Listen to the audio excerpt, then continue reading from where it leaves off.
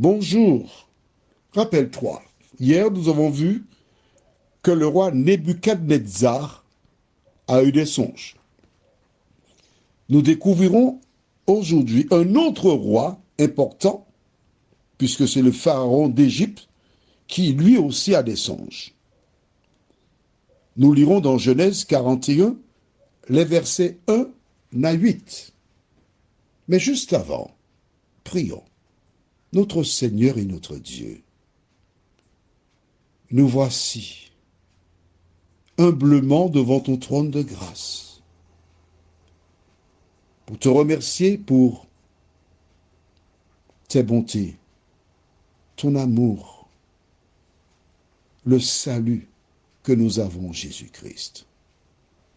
Merci pour la parole que nous ouvrons avec respect. Que le Saint-Esprit nous éclaire, qui nous dirige dans toute la vérité, nous t'avons prié. Au nom de Jésus et pour ta gloire éternelle. Amen. Lisons Genèse chapitre 41, les versets 1 à 8. Au bout de 2 ans, Pharaon eut un songe. Voici, il se tenait près du fleuve, et voici 7 vaches belles à voir et grasses de chair montèrent hors du fleuve et se mirent à paître dans la prairie. 7 autres vaches laides à voir et maigres de chair montèrent derrière elles, hors du fleuve et se tinrent à leur côté sur le bord du fleuve. Les vaches laides à voir et maigres de chair mangèrent les 7 vaches belles à voir et grasses de chair. Et Pharaon s'éveilla.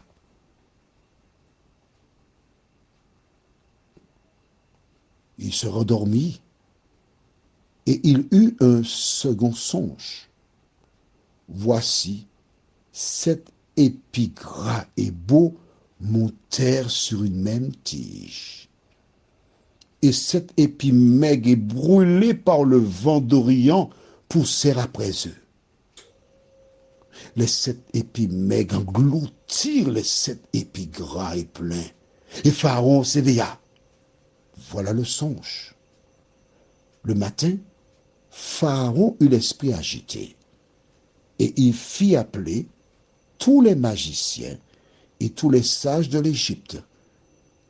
Il leur raconta ses songes, mais personne ne put les expliquer à Pharaon. Alors, le récit de Pharaon est chronologiquement avant celui de Nebuchadnezzar.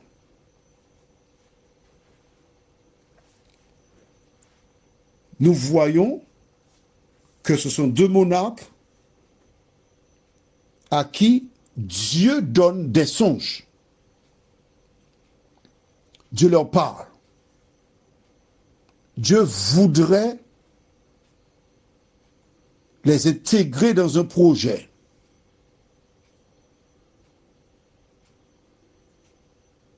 Quand j'ai pris connaissance de ces songes, cela m'a aidé beaucoup. Pourquoi? Parce que je comprends mieux la déclaration de Saint Jean dans Jean 3, verset 16, je cite, « Car Dieu a tant aimé le monde qu'il a donné son Fils unique, afin que quiconque croit en lui ne périsse point, mais qu'il ait la vie éternelle. » Dieu aime les dirigeants. Ce sont des hommes. C'est lui qui les a tissés dans le sein de leur mère. Plusieurs se laissent influencer, adhèrent à des partis, s'embarquent dans des voies tortueuses, vivent avec autour d'eux des magiciens, des enchanteurs. Mais ce n'est pas un problème pour Dieu. ce sont des créatures de l'Éternel. Et l'Éternel s'est adressé à Pharaon. En ce qui concerne le rêve de Pharaon, on va rester quelques minutes là-dessus parce que ça nous intéresse. Nous découvrons comment Dieu a sauvé des milliers de vies par ces deux songes qu'il donna à Pharaon. Tu as noté que les magiciens et autres enchanteurs furent incapables d'expliquer les songes ni leur signification. Que se passe-t-il? Eh bien, tout simplement, n'ayant trouvé personne, Pharaon va se tourner vers un jeune homme qui était en prison qui s'appelle Joseph. Bon, il est mort, qui s'appelait Joseph. Et Joseph donnera l'explication au roi ainsi que ce qu'il doit faire. Donc Dieu donne à un roi païen, Pharaon, un rêve sur ce qui doit arriver, mais il a déjà pourvu en mettant son serviteur Joseph qui donne la solution au problème. Un mélange entre un roi païen et un ambassadeur de l'Éternel. Nous ne savons pas ce que fit Pharaon, mais à travers Joseph, l'Éternel s'est présenté à Pharaon, qui certainement a vu la différence entre ces hommes,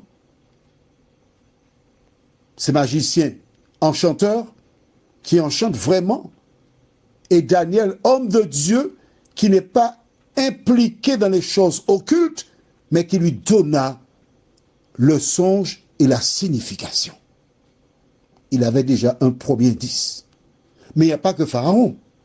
Toutes les personnes qui étaient dans le palais, qui étaient autour de lui, en entendant ce jeune homme qui était en prison, révéler ce que le roi avait rêvé, ces personnes se posaient des questions. Ces personnes apprenaient à connaître l'Éternel. Combien parmi elles ont abandonné les idoles pour se tourner vers le véritable Dieu? Nous l'ignorons. Mais ce qui est important, c'est que Joseph brilla dans la cour du Pharaon, qui vit la puissance de l'Éternel. Toi qui m'écoutes ce matin, dans l'entreprise où tu exerces depuis un moment, il y a des choses bizarres qui se passent. Mais Dieu t'a envoyé là afin de se révéler aux yeux des dirigeants et de tes collègues qui souvent vont vers les quémoiseurs, les enchanteurs, les magiciens. Dieu t'a envoyé là afin que par ta vie, ces personnes soient interpellées. Dieu t'a envoyé là comme une lettre ouverte. Et quand ces gens te regardent, quand ils te voient, le Saint-Esprit travaille dans leur cœur pour les aider à se tourner vers l'Éternel. Tu es appelé à être un Joseph, quel que soit le lieu où tu te trouves. Prions. Notre Seigneur et notre Dieu, merci. Merci pour la parole. Car nous découvrons depuis hier que tu t'es adressé à Nebuchadnezzar. Nous découvrons maintenant aujourd'hui que tu t'es adressé à Pharaon par le biais de ton serviteur Joseph. Nous découvrons que tu n'as jamais abandonné ceux qui ont un poste élevé parce que tu désires que tout le monde te connaisse et soit sauvé. Les hommes sont libres de faire leur choix, mais tu te présentes toujours afin de les aider à découvrir la vérité. Seigneur, de nous aider à garder à l'esprit que tu n'es pas là pour les pauvres, les malheureux, les indigents, mais tu aimes tous les hommes parce que ton désir, c'est que tous parviennent à la repentance, mais chacun doit choisir. Merci Seigneur de continuer de nous bénir, de nous garder. Nous t'avons prié au nom de Jésus et pour ta gloire éternelle. Amen. Je te souhaite une bonne journée en te rappelant que c'est pour la deuxième fois nous voyons que les quimboiseurs étaient des incapables. Réfléchis sérieusement et que l'Éternel continue de te bénir. Je te souhaite une bonne journée et n'aie pas peur.